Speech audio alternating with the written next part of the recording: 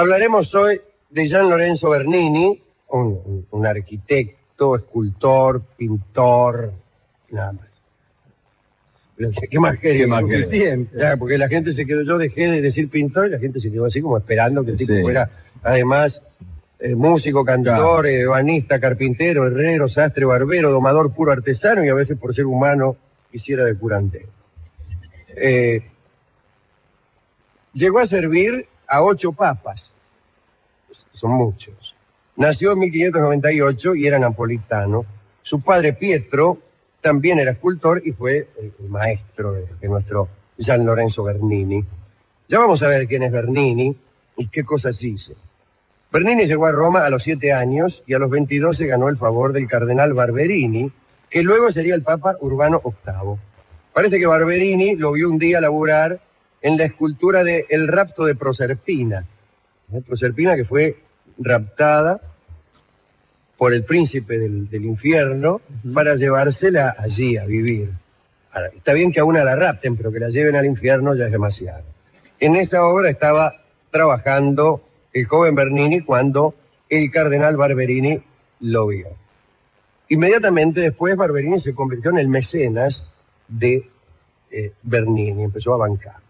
Cuando Barberini fue nombrado papa, hay que tener suerte también, tenés un mecenas y encima lo nombran papa, convirtió a su artista preferido en un verdadero príncipe del Vaticano, pero no en un verdadero príncipe del Vaticano de un modo metafórico, sino de un modo real.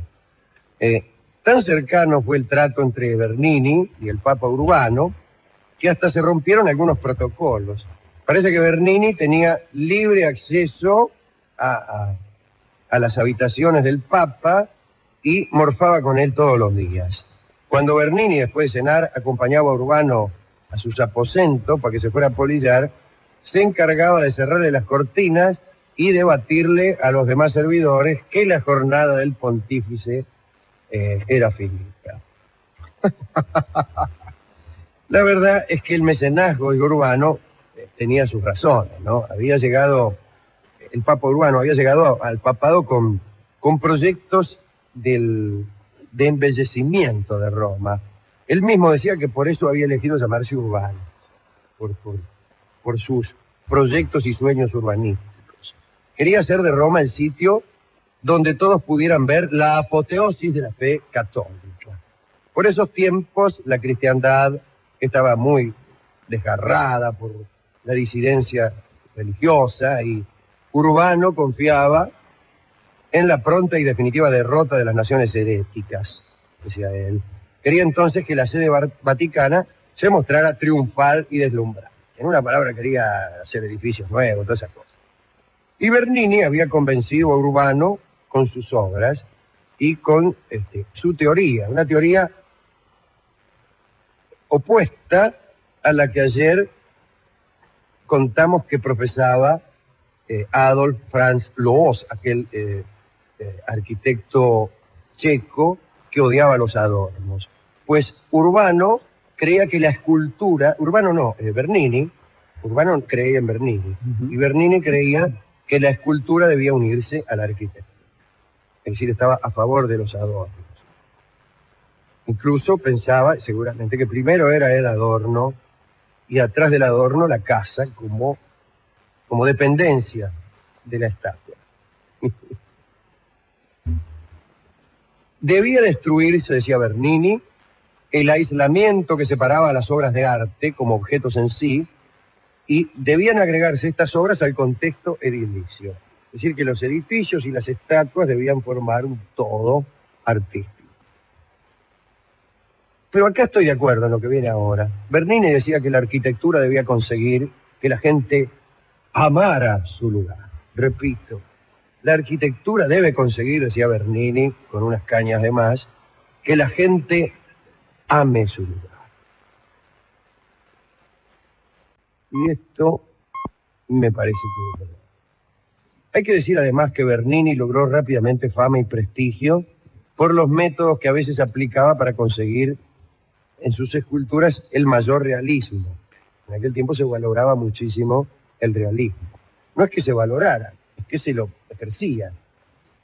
Y cuando cuando en una obra realista se consigue mucho realismo, es que hemos logrado lo que nos proponíamos. Lo malo es cuando se incorpora el realismo, por ejemplo, en el arte fantástico, o en el arte que no es realista. Entonces estamos en un verdadero error. Si queremos dar la idea de un sueño, y hablamos como habla nuestro cuñado en la cocina, rara vez lo conseguiremos. Parece que una vez Bernini se puso delante del espejo y metió una gamba arriba de un brasero en el fuego, ¿no? Para observar después en el espejo la expresión de su cara atormentada por las llamas y darle así un rostro a San Lorenzo, campeón del torneo Clausura.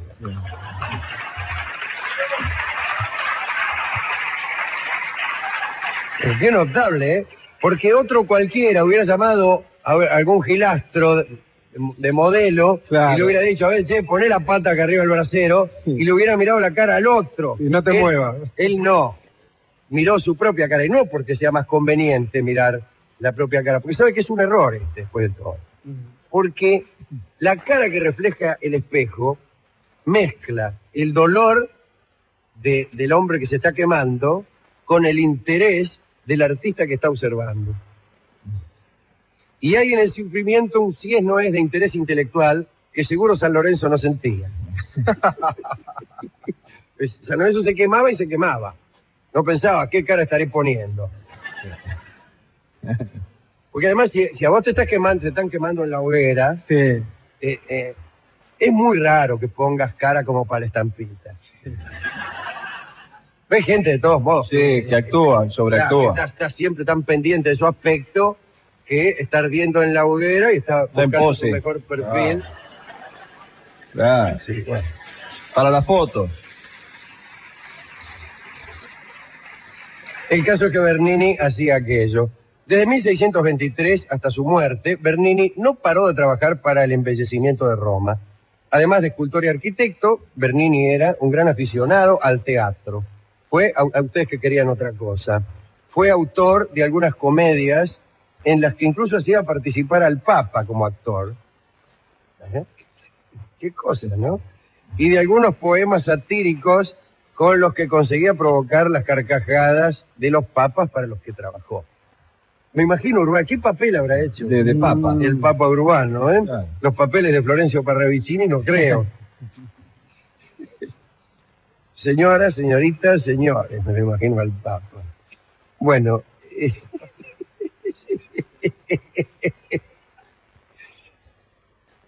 el primer encargo, entre los más importantes que le hicieron, fue el baldaquino sobre la tumba de San Pedro, en medio de la basílica. A ver, alguno que ha ido a San Pedro, nos referimos a un pabellón con forma de templete, parecido a la carátula de los discos Odeón, a 4 columnas con un dosel, un techito arriba. Bernini dijo que para hacer eso, escuchen esta barbaridad, que para hacer aquel templete necesitaba mucho bronce. Y Urbano ordenó retirar inmediatamente el bronce que recubría el techo del Panteón. El Panteón era el único monumento de la antigua Roma que permanecía intacto. Ese nuestro amigo el Papa Urbano, que quería embellecer Roma, le mandó sacar el bronce de Arribeño. Todavía está el Panteón ahí, muerto de risa, pero ya sin el bronce en el techo y además convertido, infiltrado del cristianismo. El Panteón, así que, lo cual ha indignado a muchísimas personas, particularmente a los que, bueno, a muchos. Pero le sobró, bronce a Bernini. Entonces se mandaron 80 cañones para el castillo de Sant'Angelo, que es esa cosa redonda que antes había sido, creo que el mausoleo de Adriano, que también anda por ahí. Hubo muchas críticas por la fundación del bronce, no por la fundación, no, por la fundición. Porque lo que hizo con el bronce fue fundirlo, no fundarlo. En realidad el bronce no se funda, funda en ciudades y así. En Roma se decía, acerca del Panteón, ¿no? Lo que no hicieron los bárbaros lo hicieron los Barberini. Y era verdad, y esta alusión al buen tino de los bárbaros también la hizo Anatole France, con las reformas que vinieron a conducir al París que hoy conocemos, al París de los grandes bulevares, que hoy nos parece clásico, pero que en un momento no lo fue. Hubo que tirar abajo un montón de calles estrechas y de casas viejas, y Anatole France dijo, pues lo que no pudieron hacer los vándalos y tantos invasores que ha tenido París en tantos años, lo hicieron los arquitectos.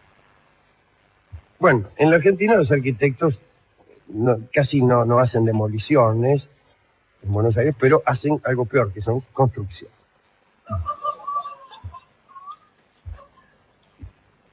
Bueno, por esos tiempos llegó para ayudar a Bernini un tal Francesco del Castello, después conocido como Borromini, que era otro escultor y además un arquitecto genial, ¿no? Y después de algunas ayudas se convirtió en el peor enemigo artístico de Bernini, calcule usted. Lo traen de ayudante, el tipo empieza a hacer carrera y ahora vamos a ver lo que ocurre. Enseguida estallaron los celos. Se odiaron. Vamos a contar algo. Hubo un momento después de la muerte de Urbano VIII que fue desgraciado para Bernini. Había construido el campanario de San Pedro, ¿no?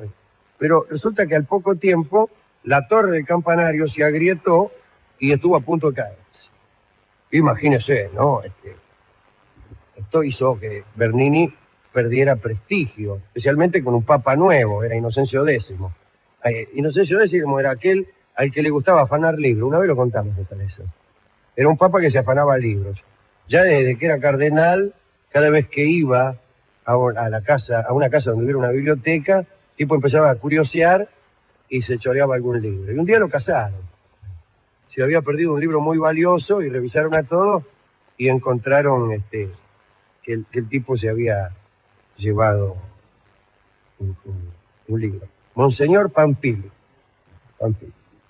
Y cuando fue papa, esta afición casi delictiva que tenía por los libros, continuó y sacó varios libros de las bibliotecas personales de Felipe IV, de Luis XIV. Después venían los embajadores españoles y franceses a pedirle los libros de vuelta. Y se manda a decir el rey Luis XIV que por qué no le devuelve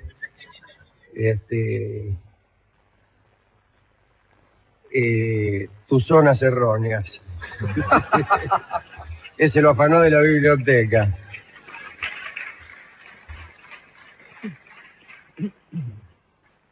Bueno. Ahora bien, cuando las torres del campanario estuvieron a punto de venirse abajo, el Papa se inclinó por Borromini. Dijo, a este se le agrietan los campanarios, no lo empleo más. Y empezó a recibir Borromini los mejores encargos. Y uno de ellos fue mejorar la Piazza Navona. Y es una plaza muy interesante que hay ahí en Roma.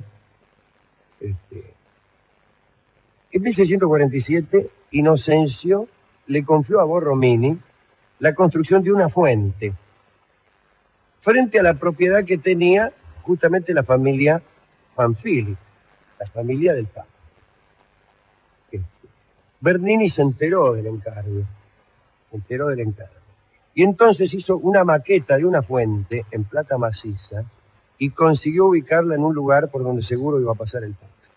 Cuando el Papa vio aquella maqueta de plata, quedó deslumbrado y ordenó que se construyera esa fuente en la plaza y no ninguna. Quiere decir que Borromini fue destituido del proyecto. Pero continuaron las disputas. La fuente es la fuente de los Cuatro Ríos, ahí, justamente en la Piazza Navona. El Nilo, el Ganges, el Danubio y nuestro Río de la Plata. Estuvo terminada en 1651.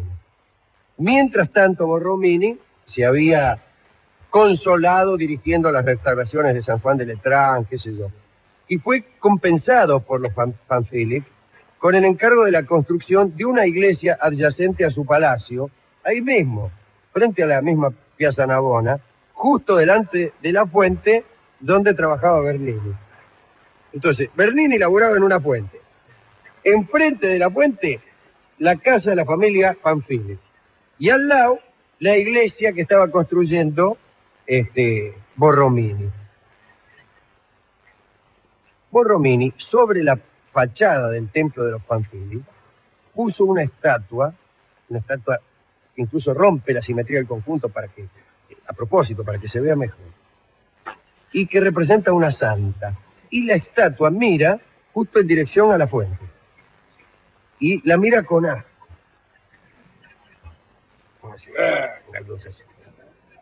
Pero Bernini, esto lo habrán visto, si ustedes han estado en Roma, algunos, hizo que la estatua del Danubio, son los 4 ríos, cada uno es un tipo, ¿no? La estatua del Danubio, que da justo a la obra de Borromini, fuera la de un hombre con la mano alzada que rechaza la visión que tiene ante sí. Así está. Así está el tipo, ¿no?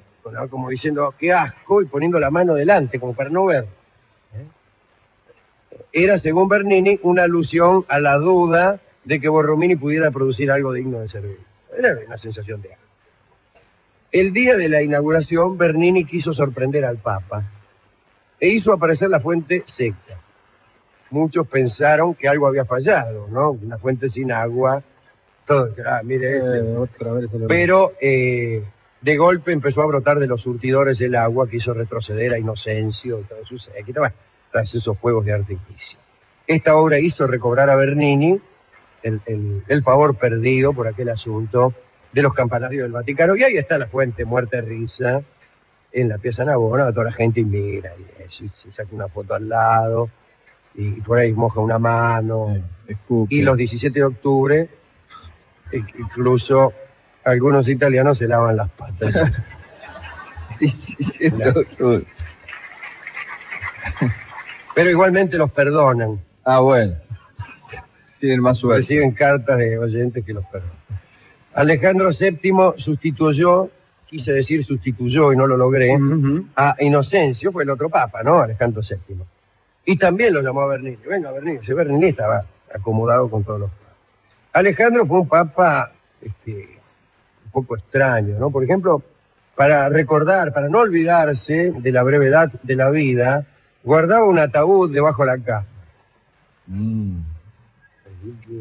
Cuando no se acordaba de la brevedad de la vida, miraba bajo la cama y veía un ataúd, y entonces se acordaba de la brevedad de la vida y dormía tranquilo. Bueno, mandó a Bernini modelar una calavera para decorar su escritorio, como pisapapeles. Bueno, junto al ataúd, el Papa tenía una maqueta de madera de Roma, o del centro, andás a ver. En ella había pensado algunos proyectos. Sabía que Roma tenía cada vez más edificios y menos habitantes. Qué distintas eran las cosas. Y había intuido que la amplitud de las calles contribuiría a la salud de sus moradores. Cuanto más anchas son las calles, más saludables son los vecinos, pensaba Alejandro. Ambos factores, la comodidad y la salud, pero sin embargo podría hacerse un estudio. Índice de salubridad de una ciudad determinada, por un lado. Promedio de anchura de las calles, por el otro, y ver de qué manera coinciden. Ver, ciudad por ciudad. Promedio de ancho de las calles, tanto. Índice de salubridad, tanto.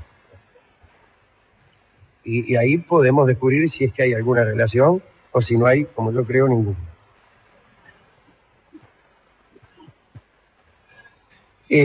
Bueno, ambos factores, la comodidad y la salud, atraerían hasta Roma, pensaba el Papa, el mayor número de peregrinos. ¿Qué quieren los peregrinos? Sino salud y comodidad. Y se trabajó entonces en eso. Lo más importante de ese proyecto fue la Plaza de la Basílica, una plaza que debía abrazar a los creyentes en un acto de bienvenida sublime y majestuoso. La Plaza de la Basílica de San Pedro, estamos hablando. Entonces querían saber algo que les dé un abrazo a los que vinieran. Y le dijo, tiene que ser grande, Bernini. Y Bernini aceptó porque estaba convencido de que la primera condición para el asombro en arquitectura consistía en las dimensiones. Y con esos preceptos se levantaron las columnas en Herradura, que conocemos hoy en la Plaza San Pedro, que están delante de la basílica, según muchos, para desgracia de todos. Hay mucha gente que odia esas columnas. Algún día hablaremos, además de esas columnas, y de que son 2 filas de columnas. Y hay un lugar de la plaza, que debe ser una baldosa, o 1 metro cuadrado, algo así. Una especie de cruz, sobre la cual vos te parás y ves no 2 filas de columnas, sino una fila de columnas.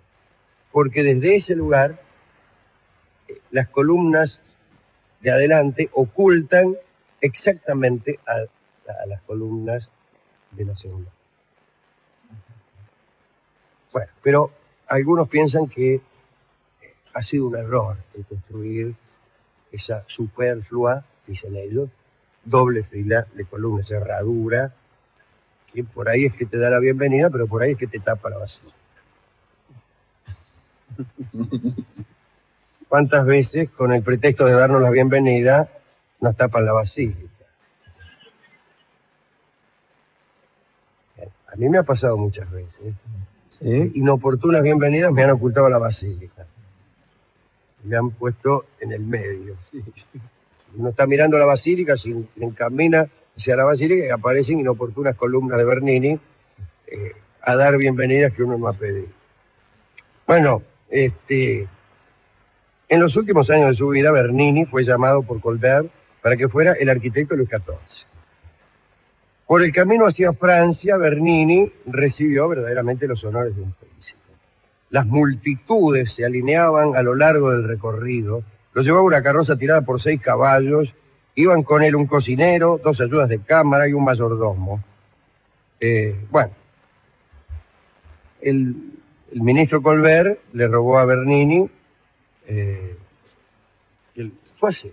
En realidad, cuando se encontraron Colbert y Bernini, pasó lo siguiente. Colbert lo fue a buscar. Colbert era el ministro de Luis XIV. Lo fue a buscar y el tipo estaba apolillado. Bernini estaba apolillado. Y entonces Colbert le dijo, no se levante. No se levante por mí. Dice, sí, atendé, después nos vemos. Y Bernini le dijo, ¿quiere acostarse un rato? Y le hizo un lugar en la catrera y Colbert se acostó a dormir un rato la siesta y después, cuando se levantaron, hablaron. Extraordinario, ¿no? Bueno. Sin embargo, a Bernini no le fue bien en Francia. Luis XIV lo aduló, le dijo que solo él podría realizar los proyectos que él deseaba ver construidos, y se los mostró. Le mostró a Luis los proyectos que tenía. Y Bernini, que no le tenía miedo a nadie, andaba con los papas, lastraba con los papas, así que le respondió que por tratarse de alguien que no había visto nunca los edificios de Roma, Luis tenía un gusto más o menos digno. Bueno, tiempo después lo echaron. Volvió a Roma, donde murió a los 82 años de edad. Su última obra fue un busto de Cristo que hizo para Cristina de Suecia, quien, agradecida, ordenó al historiador Filippo Baldinucci redactar la biografía de Bernini, que es la que conocemos, que es aquella a la que hemos echado mano para contarles esto. Bueno, simpático este muchacho Bernini, ¿no? Y el otro, el Borromini, esta historia de la Piazza Navona que cuentan todos los guías de la Piazza Navona. Qué sé yo, que no. ¿A quién dedicar esto? Bueno, naturalmente al artista, a Gian Lorenzo Bernini, pero también al Papa Urbano, Dios libre y guarde, al Papa Inocencio, a Borromini, ¿a quién más?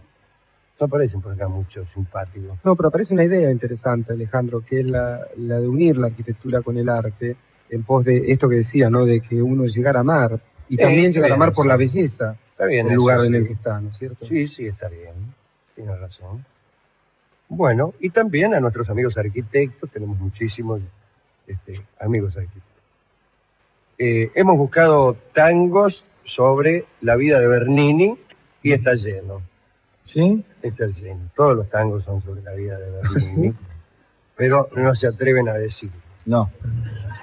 Para no quedar mal con el Papa y todo eso. Con Urbano. Se habla la relación entre el Vaticano y la Argentina. Hemos, entonces, elegido algo que tiene que ver con estos proyectos urbanísticos del Papa del mismo nombre, y es piedra y camino. Las calles anchas, la piedra y nuestro capricho. Y que nos gusta. Y que nos gusta, y que la canta Atahualpa Yupanqui, así que, aunque no se refiriese a la vida de Bernini, vale la pena escucharla. Eso es una bella cosa, y la escucharemos.